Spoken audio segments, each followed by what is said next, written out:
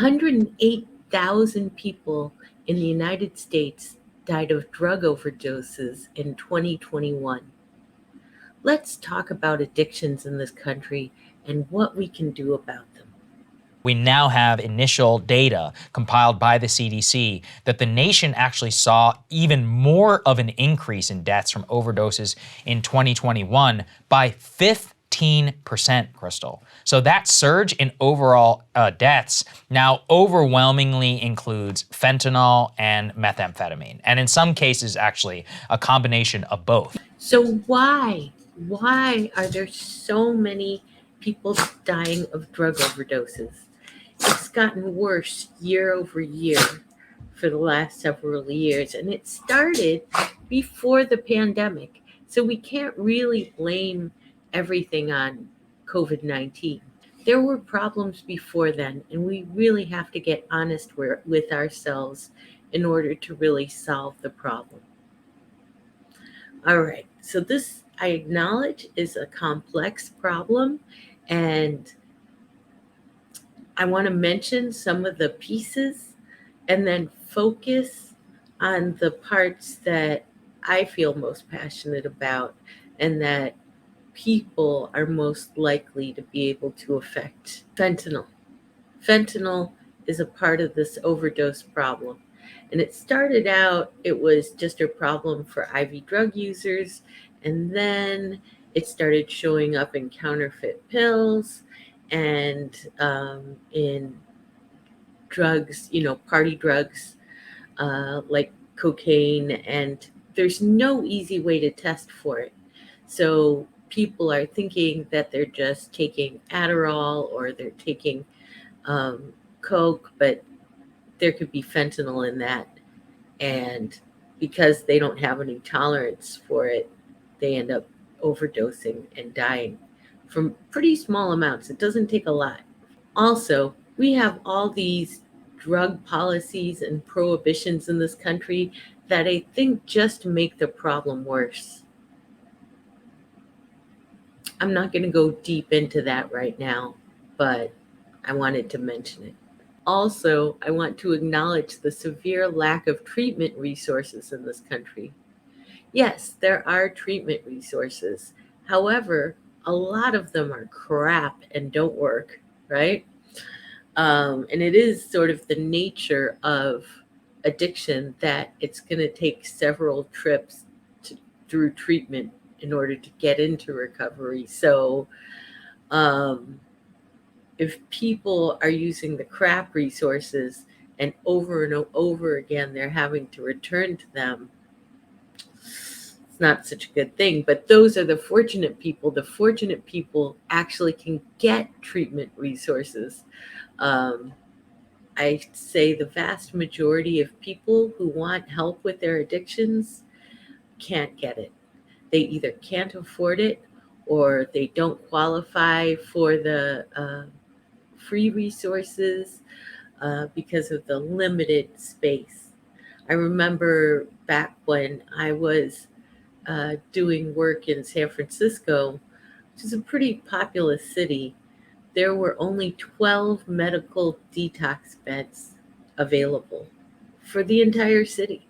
And then, of course, there are private resources, but they're priced way higher than your average working person can afford.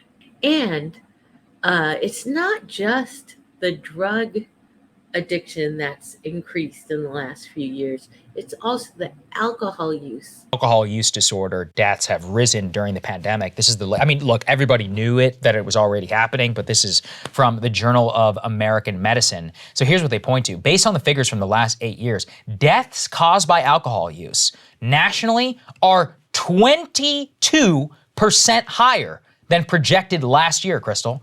They were 25% higher already in 2020. So this isn't just heroin. This is legal, grade A alcohol.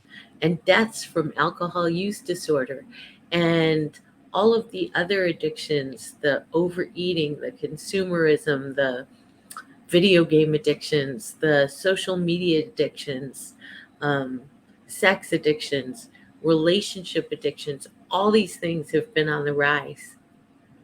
So, what does that tell you?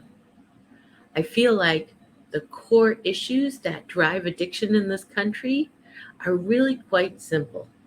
The core issues include loneliness, isolation. People are really challenged these days to spend time with friends.